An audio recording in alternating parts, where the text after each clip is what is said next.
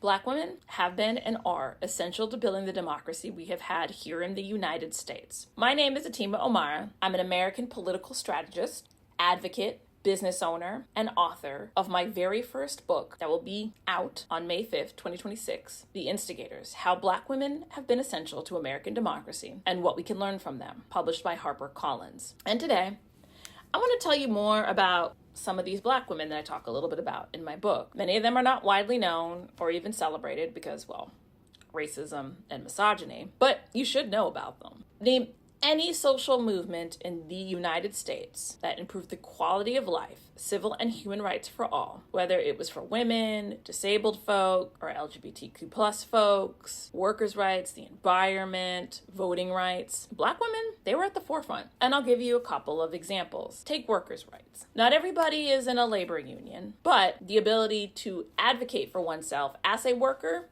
is because of the work that they did. American workers today have the work week, weekends, sick leave, paid leave, a minimum wage, improved workplace safety, and the ability to advocate for oneself in the workplace. It's not perfect, but we are able to have these things because of women, specifically the role Black women played. One of the earliest actions on record for women's rights was taken by formerly enslaved Black women in 1866 in Jackson, Mississippi. These now women who used to be enslaved have to make a living, and they utilized the skills that they had as domestics, cleaning, child rearing, cooking, hauling water, and taking in laundry. Now, back then, laundry work ain't what it is now, where you toss some stuff in a machine, hit a button, throw some soap in, and you get a good wash.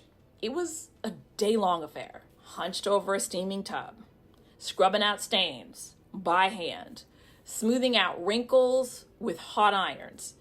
And then they had to haul baskets of these heavy clothing to and from in the streets. And they weren't making a lot of money, barely anything, pennies. These women were tired of doing so much work for very little money. And so they coordinated a work stoppage across the city with a petition to the mayor asking for better rates. Now, there is no record of the results of this particular coordinated action, but it did have a ripple effect throughout the South, setting the stage for more changes to come for workers in America. Like the Atlanta washerwomen strike in 1881. Black washerwomen in Atlanta formed the Washing Society, which at its peak boasted 3,000 members. And they got there engaging people door to door, canvassing, and garnering support from several of the Black churches in the city of Atlanta. They even got white washerwomen on board, which was huge back then. And they made up about 2% of the washerwomen, getting a rare interracial solidarity campaign going. And they won. And that was a big win for them and for the workers' rights movement in the United States. And finally, and most importantly, how Black women have been essential to democracy then and now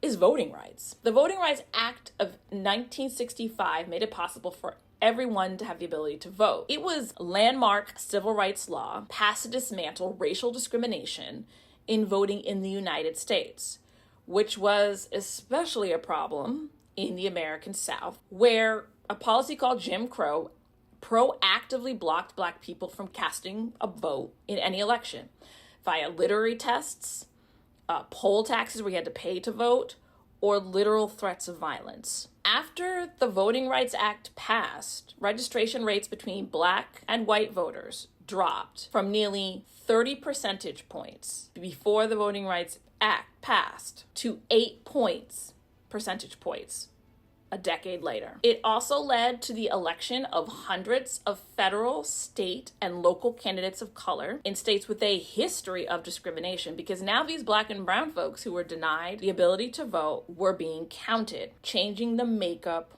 of the voting electorate. This was possible because of Black women like Fannie Lou Hamer, Diane Nash, Ella Baker, Septima Clark, and so many more like them, a few who I talk about in my book. While many of these major democracy wins for human rights that all people in the United States have enjoyed for generations are under attack now, they would not have been possible to achieve without the persistence and strategic know-how of these Black women. To learn more about what I'm talking about, pre-order The Instigators and watch this space for more videos like it.